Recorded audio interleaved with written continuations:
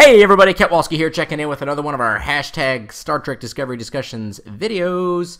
Today we're going to be talking about Bryan Fuller. You guys and gals may remember Bryan Fuller as the original showrunner and kind of idea man behind Star Trek Discovery. He was responsible for launching that initial teaser trailer.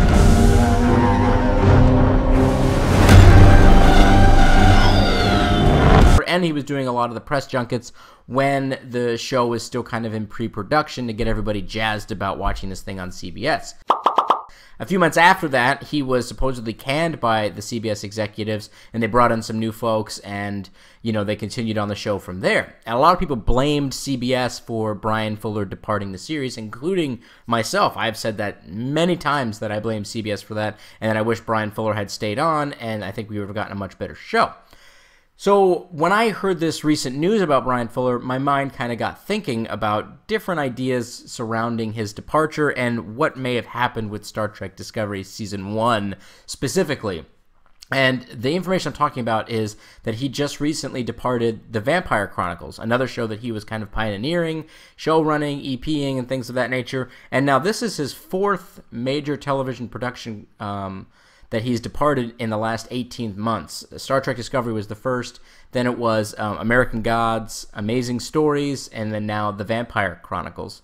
So this got me thinking, like, okay, so was it CBS that really did this, or was Bryan Fuller somebody that simply can't work within the studio structure, or maybe just has a lot of ideas and just can't make things happen? Because, you know, once and twice is kind of a coincidence, but 4 times in the last 18 months, it makes me feel like, okay, so what's the common denominator here? And it's not the studios, it's Bryan Fuller.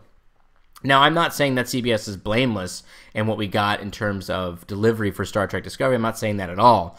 I'm just saying that perhaps there was a lot more going around in the background area that we are just not really aware of.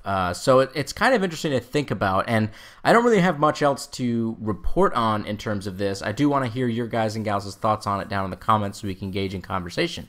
But if Bryan Fuller, so here's what I want to talk about with you guys and gals is, if Bryan Fuller was the showrunner and the idea man at Star Trek Discovery, he had everything in his hands, and he suddenly departed. Now you have incomplete scripts, incomplete story arcs with characters, incomplete ideas, but you still have a deadline. This departure, sudden departure perhaps, especially to the other cast and crew members, could have led to what we got for Star Trek Discovery, feeling rushed, feeling tonally all over the place, kind of a letdown, the delays at the beginning of the show, and a general lack of real understanding of what the heck's going on from the audience members, and also clearly what's happening on screen. There's not really a lot of jumblation of ideas and different things. So it's very possible that when he just up and left, the writers are stuck there, the showrunners are stuck there with CBS saying, listen, we got to get a show out this year. It's got to be now. You have to get this done. This is our flagship CBS All Access show. Just make it work. And they just kind of crapped out a show.